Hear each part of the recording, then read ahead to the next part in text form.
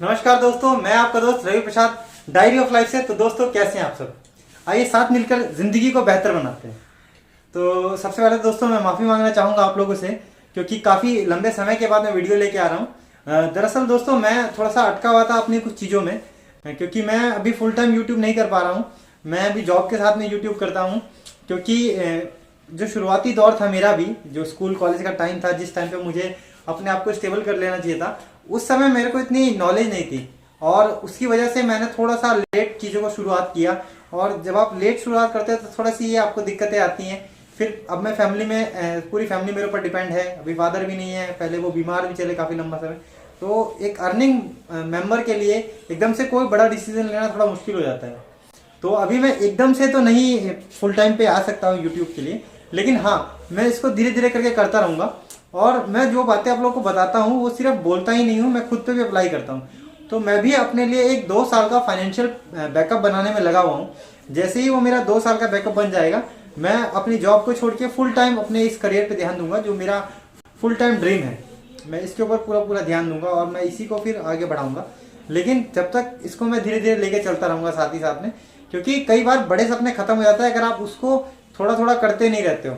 क्योंकि एकदम से फिर शुरुआत करना, लाइफ में आप कहाँ किस चीज़ में फंस जाओगे, किस सिचुएशन में हो जाओगे, तो वो सब चीज़ें हो जाती हैं। तो उम्मीद करता हूँ कि आप लोग मुझे फिर से वैसा ही प्यार और सपोर्ट देंगे जैसा आप लोगों ने मुझे पहले दिया है। तो दोस्तों आज का टॉपिक स्टार्ट करते हैं हम। दोस्तों सेविंग प्लान, सेविंग्स, ये एक ऐसा शब्द है जो कौन नहीं करना चाहता, हर कोई करना चाहता है। लेकिन एक लोअर क्लास और मिडिल क्लास फैमिली के लिए ये एक सबसे बड़ी समस्या हो जाती है कि घर के खर्चों में से पैसे निकाल के सेविंग करें तो करें कैसे और कहाँ करें। जो बड़े लोग होते हैं उनके पास में तो बहुत सारे ऑप्शन होते हैं, उनके पास वकील होते हैं, उनके पास चार्टर्ड अकाउंटेंट होते हैं, उनको प्रोफेशनल होते हैं जो उनको समझाते हैं, सिखाते हैं। उनके जो सोसाइटी होती है उसमें भी बहुत सारे लोगों ने उस तरह के इन्वेस्टमेंट प्लान लिए होते हैं। हो सकता है कि उनसे थोड़ी गलतियां होती है प्लान लेने में, कभी कभार थोड़ा नॉलेज की कमी की वजह से, लेकिन फिर भी उनके पास एक बेस होता है और पैसा होता है। थोड़ी बात कहते हैं ना, वो पैसा ही पैसे को खींचता है, तो वो उन लोगों के पास में होता है। लेकिन चाहे एक लोअर क्लास फैमिली से हो आप, एक मिडिल क्लास फैमिली से हो, सभी को एक ना एक समय आके पैसों की एक जरूरत तो पड़ती है। और खास करके रोजमर्रा के पैसों से कुछ बढ़कर जब कुछ बड़े फैसले लिए जाते हैं, जैसे बच्चों की पढ़ाई, बच्चों की शादी, मकान बनाने के लिए, ये कुछ 2-3 काम ऐसे हैं जो कि हमारे घर का सारा बजट बिगाड़ देते हैं। उसके अलावा में एक और चीज़ है, वह बीमारी, जो हम लोग के लिए बहुत बड़ी त्रासदी लेके आती है, खास करके लोअर क्लास और मिडिल क्लास फैमिलीज के लिए। तो मैंने जो सेविंग प्लान बताए थे आपको, उसमें मैंने 4 चीज़ों की बात करी थी। पहले सेविंग प्लान, फिर उसके बाद में इंश्योरेंस, फिर उसके बाद में रिटायरमेंट प्लान और फिर लास्ट में जाके इन्वेस्टमेंट। तो आज हम इसका सबसे पहला पार्ट सेविंग्स के ऊपर में हम बात करेंगे। सेविंग्स के साथ साथ में हम लोग इन्वेस्टमेंट को भी टच करेंगे दोस्तों, कि हम लोग कैसे सेविंग्स और इन्वेस्टमेंट को अपने आसपास की ही चीज़ों से इकट्ठा कर सकते हैं या फिर हम उसका लाभ उठा सकते हैं। क्या होता है, लोग तो सेविंग के नाम पे यही सोच के डर जाते हैं कि यार सेविंग करेंगे तो कहाँ करेंगे, LIC में करें या कोई बैंक की FD करवानी पड़ेगी। लोगों को सिर्फ FD और LIC के अलावा में कोई सेविंग पता नहीं होती। तो दोस्तों मैं आप लोगों को 2 चीज़ें यहाँ पर बताना चाहूँगा। सबसे पहले तो FD के अलावा में भी और भी बहुत सारे ऑप्शन हैं सेविंग के लिए, जो आपके बैंक में ही और आपके पोस्ट ऑफिस में अवेलेबल है, जहां आप आसानी से जाके इनको ले सकते हैं। और दूसरा, LIC को एज ए सेविंग ना ले, वो लाइफ इंश्योरेंस है जिसमें आपको थोड़ी बहुत सेविंग हो जाती है, लेकिन LIC से और भी बेटर ऑप्शन है आपके पास में अगर आप सेविंग्स की बात कर रहे हैं। हाँ, लाइफ इंश्योरेंस के लिए LIC एक बहुत ही अच्छा ऑप्शन है, बहुत ही भरोसेमंद संस्था है, इतने सालों से चलते आ रही है और उसमें हमें जरूर सोचना चाहिए अगर आपके मतलब से कुछ उसमें मिलता है तो। लेकिन अभी हम बात करते हैं सेविंग्स की। तो सेविंग्स को दोस्तों मैंने 2 कैटेगरी में बांटा है लोगों को समझाने के लिए। सेविंग्स को जब बात करी जाती है फिक्स डिपॉजिट, RD, पेंशन योजना, PPF, सोने, लोग बड़ा कंफ्यूज हो जाता है यार कहाँ पर किसका क्या होगा। तो आज मैं इन सब चीज़ों को क्लियर करने वाला हूँ दोस्तों आपके साथ में। तो सबसे पहले अगर शुरुआत करते हैं हम लोग बैंक से, तो दोस्तों बैंक के लिए हमारे पास में 5 ऑप्शन मिलते हैं। सबसे पहला है सेविंग अकाउंट, दूसरा है FD, तीसरा है RD, चौथा है आपका PPF, 5वां है आपका रिटायरमेंट प्लान। तो आइए इन सबको हम लोग थोड़ा डिटेल से जानने की कोशिश करते हैं दोस्तों। जो लोग सेविंग्स करना चाहते हैं, बचत तो करना चाहते हैं, लेकिन एक सुरक्षित बचत करना चाहते हैं। बड़ी मुश्किल से इंसान पाई पाई करके कुछ पैसे जमा करता है, लेकिन वो म्यूचुअल फंड या स्टॉक या एसआईपी जैसे चक्कर में नहीं पड़ना चाहता, क्योंकि उसको लगता है कहीं मेरा पैसा डूब तो नहीं जाएगा, या अगर मैं पैसा अपना निकालना चाहूँ किसी मुसीबत के समय में तो मैं कैसे निकाल सकता हूँ उस पैसे को, कहीं मेरे को नुकसान तो नहीं हो जाएगा, कहीं मेरा पैसा आधा तो नहीं रह जाएगा। तो इन्हीं सब चीज़ों को देखते हुए सरकार ने कुछ योजनाएं हमारे लिए लागू की हैं दोस्तों, जो कि हमें बहुत ही आसानी से मिल जाती हैं और जिनकी गारंटी भी रहती है लगभग। हाँ, रिटर्न हमें उतना ज़्यादा नहीं मिलता है, लेकिन गारंटेड रिटर्न मिलता है। तो वही कुछ ऑप्शन मैं आप लोगों के साथ आज दोस्तों शेयर करने वाला हूँ। तो दोस्तों, कुछ गवर्नमेंट की दी हुई स्कीम्स हैं जो कि बैंक और पोस्ट ऑफिस दोनों के लिए लागू होती हैं, क्योंकि ना तो वो बैंक का ही उत्पाद है, ना ही वो पोस्ट ऑफिस का ही प्रोडक्ट है। तो वो दोनों की दोनों चीज़ें जो है वो गवर्नमेंट के थ्रू मिलती हैं, और जो उसका प्रॉफिट होता है वो गवर्नमेंट उनको देती है। वो लोग सिर्फ उसको पालन करवाने के लिए ही, जनता की सेवा के लिए ही एक तरीके से वो दिया जाता है। तो वो 6 जो है उनके नाम मैं आप लोग को एक एक करके बताता हूँ। सबसे पहले आता है सेविंग अकाउंट, जिसको हम लोग बचत खाता बोलते हैं, जो नॉर्मल अकाउंट हम लोग खुलवाते हैं अपने बैंक में, जो भी पैसे जमा करवाते हैं हम लोग, नॉर्मल सा जो हमारा अकाउंट होता है। फिर दूसरा आता है एफडी, जिसको हम लोग बोलते हैं फिक्स डिपॉजिट, जिसमें कुछ समय के लिए पैसा आपका बाउंड हो जाता है, उस पैसे को आप निकाल नहीं सकते हैं, और उसके ऊपर में आपको ब्याज मिलता है। वो जनरली 1 साल, 2 साल या 5 साल का होता है, ठीक है। उसके बाद में होता है आरडी का मतलब हो गया दोस्तों रिकरेंट डिपॉजिट। रिकरेंट डिपॉजिट में क्या होता है दोस्तों कि ये पैसा जो है आप किस्तों में जमा करते हैं, और आपको ब्याज जो है इसमें बचत खाते से ज़्यादा मिलता है, और एफडी के लगभग बराबर मिल जाता है। तो जो लोग इकट्ठा पैसा जिनके पास नहीं है, जो लोग भाई इसी वजह से तो सेविंग नहीं कर पा रहे कि पैसे इकट्ठा नहीं है, तो वो लोग थोड़ा थोड़ा करके भी जमा कर सकते हैं, वहाँ से भी आप अपना सेविंग कर सकते हैं। फिर उसके बाद में आता है पीपीएफ। दोस्तों, ये एक बहुत ही अच्छी स्कीम है, पब्लिक प्रोविडेंट फंड। तो जैसे आपने ईपीएफ सुना होगा, एम्प्लॉय प्रोविडेंट फंड, पीएफ जिसको बोलते हैं हम लोग जनरल भाषा में, और बाकी गवर्नमेंट एम्प्लॉयज का भी होता है जीपीएफ। तो ऐसे करके ही ये पब्लिक प्रोविडेंट फंड करके गवर्नमेंट ने एक स्कीम चलाई थी, ताकि जो लोग नौकरी में नहीं है, क्योंकि सिर्फ 5% लोग हैं जो कि ऐसी जॉब में हैं जिनके यहाँ पे पीएफ कटता है या ऐसी कंपनीज में हैं, बाकी बहुत सारे लोग या तो छोटे दुकानदारों के यहाँ काम कर रहे हैं, या पीपीएफ में रजिस्टर्ड नहीं है उनकी फर्म, ऐसे बहुत सारे लोग हैं हमारे देश में। तो उनके लिए सरकार ने ये स्कीम चला रखी है। उसके बाद में आता है दोस्तों हमारा पेंशन योजना, एक बहुत ज़रूरी चीज़ है हमारी ज़िंदगी के लिए दोस्तों। एक समय के बाद में देखो दोस्तों, पैसा कमाना तो आप बंद कर दोगे, लेकिन पैसे की ज़रूरत तो कभी नहीं खत्म होगी। तो उसके लिए इसका होना बहुत ज़रूरी है। पता नहीं आप लोगों ने ये चीज़ महसूस करी हो या नहीं करी हो, मैंने ही अपने मम्मी पापा के साथ बहुत महसूस करी। तो ये एक बहुत ज़रूरी चीज़ है जो हम सभी को लेना चाहिए, पेंशन प्लान। उसके अलावा में एक बहुत ज़रूरी प्लान है, वो है सुकन्या समृद्धि योजना। ये अभी गवर्नमेंट ने चलाई है, सुकन्या समृद्धि योजना, बहुत ही अच्छी योजना है दोस्तों। तो आइए डिटेल में बात करते हैं एक एक की, कि हम इनको कैसे और कहाँ से ले सकते हैं। तो सबसे पहले अगर दोस्तों बात करते हैं सेविंग अकाउंट की, यानी कि बचत खाता, जो हमारा नॉर्मल बचत खाता होता है, जो हम कोई भी खाता खुलवाते हैं, जो बैंक में हम लोग पैसे जमा करते हैं, एटीएम से पैसे निकालते हैं, वो उसको बोलते हैं हम लोग सेविंग अकाउंट, जिसमें दोस्तों लगभग आपको 4%, 3% के आसपास का ही ब्याज मिलता है। अलग अलग बैंकों में अलग अलग रहता है ये। तो आप इसमें अपना कुछ डॉक्यूमेंट दे के अपना खाता खुलवा सकते हैं, और इसमें आप अपना पैसा सेव कर सकते हैं। अब ये तो एक नॉर्मल सी बात है, लोग कहेंगे इसमें क्या नई बात है। हालांकि हाँ, ये इसमें कुछ नई बात नहीं है, और इसमें एक समस्या भी है कि जब पैसा हमारे हाथ में होता है ना निकालना, तो हम लोग उतना होल्ड नहीं कर पाते। छोटी सी समस्या आई, कुछ भी जरूरत पड़ी, कुछ सामान खरीदना है, तुरंत पैसा निकल रहा है। जबकि फाइनेंस के रूल में साफ साफ बोला गया है कि आप इन 3 चीज़ों को कभी मिक्स नहीं करोगे। आपकी नीड मतलब आपकी ज़रूरत, आपकी वांट मतलब आपकी इच्छा, और आपकी इन्वेस्टमेंट, आप इन तीनों को लेके चलोगे, चाहे आपकी कितनी ही कम इनकम हो। लेकिन क्या होता है, हम लोग अक्सर इन तीनों को मिक्स कर देते हैं। ज़रूरत तो पूरी करनी है, जो वही रोटी कपड़ा और मकान है, जो घर के खर्चे वो तो होने हैं। इच्छाओं में सारा पैसा उड़ा दिया। आज कोई त्यौहार है, चलो भाई कोई कपड़े पसंद आ गए, कहीं घूमने जाना है, सारा पैसा उड़ा दिया। सेविंग्स का तो हम लोग सोच ही नहीं पाते, खास करके लोअर क्लास और मिडिल क्लास। तो सेविंग अकाउंट में यही दिक्कत आती है कि हम लोग पैसा जमा कराते हैं और निकाल लेते हैं, क्योंकि वो हमारे हाथ में होता है।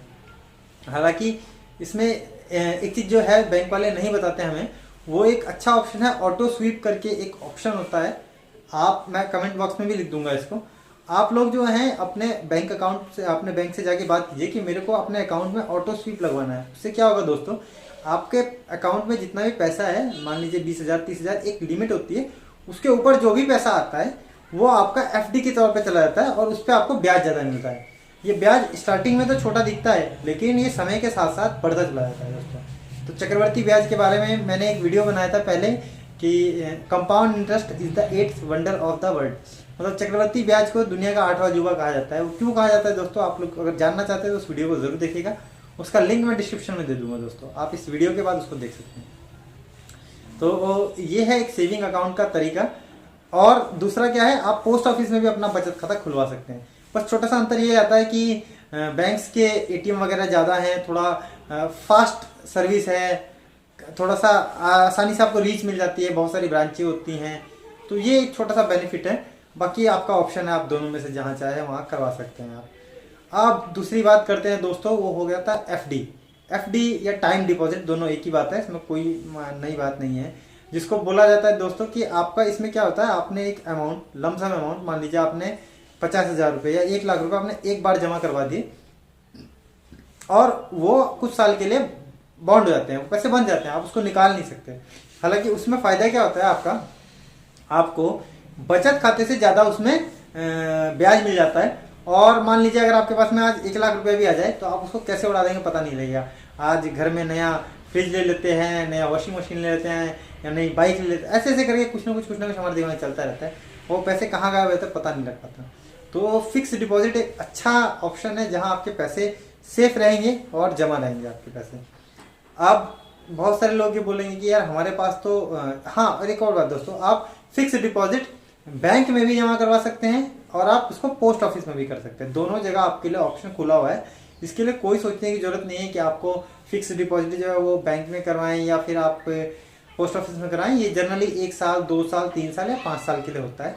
तो आप इसके बारे में पूरा डिटेल से जानना चाहते हैं तो मैं आगे एक एक वीडियो में हर एक टॉपिक के बारे में पूरी डिटेल से बताऊंगा कि कौन सी स्कीम हमें कहाँ से लेनी चाहिए, उसका क्या प्रोसेस है, पूरा मैं आपको बताऊंगा। फिलहाल मैं आप लोगों को एक इंट्रो देता हूँ कि कम से कम आप अपनी तरफ से तो खोजना चाहें, और अगर आप खोजना चाहेंगे तो आपको यूट्यूब पे हजारों वीडियो मिल जाएंगी, मैं भी वीडियोस बनाऊंगा, आप अपने स्तर से भी बात करके लोगों से पता कर सकते हैं। तो बहुत सारे ऑप्शन हैं, जहाँ चाहे वहाँ रहा है दोस्तों। और दोस्तों अगर एफडी के बारे में मैं एक और बात आप लोगों को बताऊं तो ऐसा नहीं है कि अगर आपने एक बार एफडी करवा दी तो आप अपने पैसे को निकाल नहीं सकते हैं या आपका पैसा बहुत ज़्यादा नुकसान होगा। उसमें कुछ % कटता है लेकिन आपको पैसा वापसी मिल जाता है। लेकिन इस डर से आप बचत ही ना करें, आप सेविंग प्लान ही ना लें, ये गलत है दोस्तों। तो आपको सेविंग प्लान की तरफ जरूर जाना चाहिए। अब बात करते हैं तीसरे ऑप्शन की। अगर मान लीजिए आपके पास में एफडी करवाने के लिए, फिक्स डिपॉजिट करवाने के लिए एक मुश्त पैसा नहीं है, इकट्ठा पैसा नहीं है आपके पास में, तो आप क्या कर सकते हैं। तो दोस्तों आप आरडी करवा सकते हैं, जिसको रिकरिंग डिपॉजिट बोला जाता है। मतलब आप हर महीने महीने पैसा जमा करा के भी वही फायदा ले सकते हैं जो कि आपको एफडी में मिलने वाले हैं। थोड़ा बहुत अंतर आता है 1-8% का, लेकिन नहीं से तो बहुत बेटर है यही। तो नहीं से बेहतर यही है कि आप आरडी की तरफ जाइए। और ये भी दोस्तों आपके बैंक अकाउंट में नॉर्मल जिस तरह आप अकाउंट खाता खुलवाने का फॉर्म भरते हैं, आप जाके बात करके ले सकते हैं, या फिर आप पोस्ट ऑफिस में भी जाके इसको ले सकते हैं।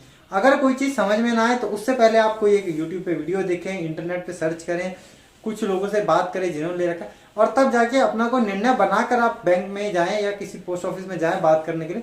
क्योंकि क्या होता है, उनके पास में लिमिटेड समय होता है, वो बहुत सारे लोगों को देख रहता है, वो ये देखते हैं किस आदमी से मुझे ज़्यादा फायदा होने वाला है, वो उसको ज़्यादा समय देते हैं, और मेरा फायदा जिसमें ज़्यादा है वो भी देखते हैं। तो वो उस तरह का आपको समझाने की कोशिश करेंगे। लेकिन अगर आप पहले से ही अच्छे से अपना सोच समझ के जाएंगे कि मुझे क्या करना है, मुझे क्या लेना है, तो वो आपका बेवकूफ़ नहीं बना पाएंगे दोस्तों। तो दोस्तों बात अगर करूँ मैं चौथी सेविंग प्लान की, तो दोस्तों वो आता है हमारा पीपीएफ। तो दोस्तों जैसे आप लोगों ने पीएफ सुना होगा, ईपीएफओ, प्रोविडेंट फंड, ये हम लोगों ने जर्नल सुना होगा। हम सभी की फैमिली में या रिलेटिव्स में या फ्रेंड्स में किसी ना किसी का ईपीएफओ आपने सुना ही होगा। पीएफ अकाउंट है भाई, पीएफ का पैसा आना है, ये सब हमने सुना होगा। तो लेकिन क्या हुआ, ये बहुत कम लोगों तक सिमट के रह गया, क्योंकि हमारे देश में ऐसे लोग बहुत कम हैं जो कि ऐसी कंपनीज में काम करते हैं या सरकारी नौकरी करते हैं जिनका पीएफ में पैसा कट पाता है। सिर्फ 5% लोग हैं। तो यही सब देखते हुए सरकार ने आम जनता के लिए भी एक ऐसा फंड बनाया जिसमें जनता अपना पैसा सेव कर सके और भविष्य में आने वाले बड़े काम, जैसे बच्चों की हायर एजुकेशन हो गई, उनकी आगे की शिक्षा हो गई, या बच्चों की शादी हो गई, या घर बनाना हो गया, या कोई अपना काम शुरू करना हो गया, आने वाले 5-10 साल बाद आप कुछ प्लान कर रहे हैं कि हाँ मैं रिटायरमेंट के बाद कुछ ऐसा प्लान लूंगा, तो उन सब के लिए एक जो बड़ा अमाउंट हमें चाहिए होता है, उसके लिए एकदम से हमारे पास नहीं होता है, और आप लोन लेंगे, ब्याज देंगे, उससे अच्छा है आप अपना ही पैसा थोड़ा थोड़ा करके सेव करेंगे, जो कि आगे चल के आपके काम आएगा। 500 रुपये, 1000 रुपये जैसी छोटी रकम। तो सरकार ने उसके लिए दोस्तों एक पीपीएफ करके एक योजना बनाई है, जिसको बोलते हैं पब्लिक प्रोविडेंट फंड, जिसमें कोई भी आदमी अगर वो भारतीय नागरिक है वो पैसे जमा कर सकता है, और इसमें आपको ब्याज जो है वो एफडी से ज़्यादा अच्छा मिल जाता है। इसमें आपको 6 से 7%, 7.5% तक ब्याज मिल जाता है दोस्तों। और इसको आप किसी भी बैंक में, जो भी आपका बैंक होगा, लगभग सारे बैंकों में है ये, और पोस्ट ऑफिस में भी इसको आप खुलवा सकते हैं, ये दोनों जगह पर मौजूद है। लेकिन जब आप बैंक में जाइएगा दोस्तों, तो आप कोशिश कीजिएगा जो बड़े पुराने भरोसेमंद बैंक है आप उन्हीं में से किसी में जाइएगा। मैं नाम नहीं लेता हूँ किसी का, लेकिन जो भी आपको जिस पे भरोसा हो आप ऐसे ही बैंक में जाइएगा दोस्तों। अब बात करता हूँ दोस्तों रिटायरमेंट प्लान की। तो दोस्तों रिटायरमेंट प्लान हम सभी के लिए बहुत ज़रूरी है। तो इसमें 2 तरह के ऑप्शन हमारे पास में मौजूद हैं। एक सबसे पहला है जिसको बोलते हैं senior citizen saving plan, senior citizen saving scheme. दोस्तों इसमें क्या होता है, एक लमसम अमाउंट, एक मोटी अमाउंट जो भी आपके रिटायरमेंट पे मिली है, अगर आप सरकारी कर्मचारी हैं या आपके पास में कहीं से पैसा आया है, तो आप उसको बैंक में जमा करवा देते हैं। मान लीजिए 1 लाख, 2 लाख, 5 लाख जो भी आपके पास में है, और उसका महीने महीने ब्याज आपके खाते में आता रहता है, जो भी आपका बचत खाता है। तो उसको आप अपने इस्तेमाल में ले सकते हैं, आपके लिए 1 महीने की इनकम हो जाती है ये। तो ये चाहे आप बैंक में भी खुलवा सकते हैं, चाहे आप इसको पोस्ट ऑफिस में भी खुलवा सकते हैं, ये दोनों जगह पर मौजूद है। और इसके अलावा में दोस्तों एक हमारी योजना है अटल पेंशन योजना। तो इसके लिए दोस्तों इसमें क्या है, इसमें हाँ जो पहले वाली पेंशन योजना मैंने बताई, आप वो सिर्फ वही लोग ले सकते हैं जिनकी उम्र 60 साल से अधिक है, या जिन्होंने वॉलंटरी रिटायरमेंट लिया, मतलब अपने नौकरी से पहले रिटायरमेंट लिया है जिन्होंने, उनको 5 साल का रिबेट मिलता है, या जो आर्मी के लोग हैं उनको भी रिबेट मिल जाता है। तो ये सिर्फ सीनियर सिटीजन्स के लिए ही स्कीम है। अब एक स्कीम आती है दोस्तों जो हम सब लोग ले सकते हैं अपनी पेंशन को प्लान करने के लिए, अटल पेंशन योजना उसको बोला जाता है दोस्तों, जिसमें कि हम लोग एक थोड़ा थोड़ा अमाउंट जमा कर सकते हैं, 500, 1000 रुपये, जितना आपको मन करे, जितना आपके क्षमता हो। और 60 साल की उम्र होने के बाद में दोस्तों वो पैसा हमें किस्तों की तरह पे वापसी मिलना शुरू हो जाता है। कुछ एक लमसम अमाउंट मिल जाता है और बाकी पैसा हमारा किस्तों में हमें मिलना शुरू हो जाता है, जिससे हम अपने बुढ़ापे को, अपने रिटायरमेंट को अच्छे से प्लान कर सकते हैं। क्योंकि दोस्तों एक समय के बाद आप पैसा तो कमाना बंद कर देंगे, लेकिन पैसे की जरूरत कभी खत्म नहीं होगी। तो अगर आप लोगों ने कभी अपनी फैमिली में ये सब चीजें महसूस करी होंगी तो आप लोग को जरूर पता होगा। उसके अलावा दोस्तों एक और योजना है, बहुत ही अच्छी योजना है सरकार की, वो है सुकन्या समृद्धि योजना। तो इसमें क्या है, जो भी हमारे घर की बिटियां हैं जो 10 साल से कम हैं, आप उनको ये योजना दिलवा सकते हैं, जिनके नाम पे आप इस खाते खुलवा सकते हैं, जिसमें मिनिमम आप 250 रुपये से शुरुआत कर सकते हैं, और आप अधिक से अधिक इसको 1.5 लाख रुपए तक सालाना जमा करवा सकते हैं, जो कि 15 साल के लिए लॉक हो जाती है। इसमें 12 साल तक हमें पैसा भरना होता है, इसमें 15 साल तक हमें पैसा भरना होता है, और उसके 6 साल बाद हमें उसमें कोई पैसा भरना नहीं होता, सिर्फ हमें इंतजार करना होता है। जैसे ही लड़की की उम्र 21 साल होती है, ये अपने आप पूरी हो जाएगी, और इसका जो राशि है वो हमें मिल जाती है। अगर इस बीच में लड़की की 18 साल उम्र हो चुकी है और उसकी शादी है, तब भी हमें उसका पैसा मिल जाएगा। या अगर आप उसके पढ़ाई के लिए, आप उसके 10वीं के बाद में उसकी आप अधिकतम आगे की पढ़ाई के लिए आप कुछ पैसा चाहते हैं, तो वो भी आप इससे निकाल सकते हैं। और इसको भी आप बैंक और पोस्ट ऑफिस, आप दोनों से ले सकते हैं दोस्तों। तो ये भी एक बहुत ही अच्छी स्कीम है, आप इसका भी लाभ उठा सकते हैं दोस्तों। तो दोस्तों ये थी कुछ जानकारी मेरी सेविंग के बारे में, जो कि बहुत ही सुरक्षित और गवर्नमेंट के द्वारा दी गई योजनाएं हैं। बाकी मतलब म्यूचुअल फंड्स और स्टॉक्स और एसआईपी, इन सब के मुकाबले ये काफ़ी सेफ है, आपका पैसा इसमें सुरक्षित है, एक फिक्स आपको इसमें ब्याज भी मिलता रहेगा, और साथ ही साथ में आपके पास में एक समय के बाद में एक पूंजी भी इकट्ठा हो जाएगी। तो दोस्तों आप, एक रूल भी है आप स्टॉक्स में इन्वेस्ट कर रहे हैं, म्यूचुअल फंड में इन्वेस्ट कर रहे हैं, एसआईपी में इन्वेस्ट कर रहे हैं, ठीक है, लेकिन उससे पहले आपको कुछ पैसा अपने फिक्स डिपॉजिट्स में, ऐसी फिक्स अमाउंट्स में जहां से आपके भविष्य के लिए एक आपको राशि मिल सके, आपको इनमें पैसा जरूर निवेश करना चाहिए। और खास करके मेरे भाई बहन जो लोअर क्लास या मिडिल क्लास फैमिली से हैं, उनके लिए तो मैं कहूँगा कि आप लोग इसकी तरफ जरूर जाएं। अगर आज आप लोग इसका नाम सुनेंगे तो ही आपके अंदर इसको जानने की उत्सुकता होगी, और जहाँ चाह है वहाँ राह है दोस्तों। तो जैसे आप इसका नाम सुनेंगे, आप इसके बारे में और ज़्यादा जानकारी लेंगे तो आप इसको और अच्छे से जान पाएंगे। और मैं भी हर एक टॉपिक को एक डिटेल वीडियो बनाऊंगा जिससे कि आपके मन के सारे डाउट धीरे धीरे क्लियर होते चले जाएंगे। बाकी अगर आप अभी इस प्लान को लेना चाह रहे हैं तो इतना वेट मत कीजिएगा, यूट्यूब पे वीडियो भरी पड़ी है, आप सर्च मारेंगे आपको मिल जाएगी। आपको इंटरनेट पे भी बहुत सारी जानकारी मिल जाएगी, आप अपने आसपास भी लोगों से बात करेंगे तो भी आपको जानकारी मिल जाएगी। तो अगर आप चाहेंगे तो आपके लिए सारे रास्ते खुले हैं दोस्तों। तो दोस्तों इसी के साथ मैं आज का वीडियो समाप्त करता हूं। मैं आपका दोस्त रवि प्रसाद डायरी ऑफ लाइफ से फिलहाल आप लोगों से विदा लेता हूं। जल्द ही मिलते हैं दोस्तों फिर से एक नई वीडियो में। नमस्कार।